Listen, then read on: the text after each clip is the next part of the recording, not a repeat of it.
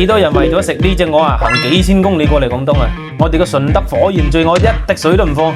如果呢個步驟同配料錯咗呢，就唔係咁嘅回事噶啦。今日呢，我就毫無保留嘅將配方公開俾大家，一年四季都可以食到嘅順德火焰醉鵝。睇完呢條片，學到就賺到，開波！嗱，呢隻就清遠黑中鵝啦。我哋揀鵝呢，要揀啲瘦身少少嘅，呢隻鵝呢，大概6斤左右啦。剁鵝呢，就冇太大塊，將佢剁成咁大嚿就 OK 噶啦。嗱，啲鵝呢，剁好呢，就千祈冇洗啊。接落嚟啊，最關鍵嘅步驟啦，就係調味啦。首先呢，放少少鹽，唔可以多喎，2匙羹糖，中和一下佢嘅味道。生抽啊，生粉，撈勻佢，最後放少少生油。鵝啊撈好啦，熱咗15分鐘，咁先夠入味嘅。嗱，呢個就係看家本領啦。炆鵝呢，好唔好食就睇佢噶啦。炆鴨、炆豬手，少咗佢都唔得嘅。嗱，呢啲呢都係老師傅教落嚟嘅。冷鑊罌油，將啲鵝煎一煎佢，將啲油脂逼晒出嚟。嗱，呢個時候冷冷地食呢個菜就最適合噶啦。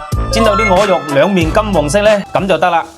嗱，例如換家親炆鵝一定要攞脱鵝炆先好食啊！薑同蒜呢，爆香佢，倒啲鵝入去，鏟佢。點解啲順德火焰醉鵝咁受歡迎呢？每個人都有佢個獨門秘笈，好多人買車買樓都係靠佢啊！重點嚟啦，指定嘅順德好朋友啊！就算你放啲茅台落去啊，都煮唔出嚟呢種味啊！冚蓋炆個45分鐘。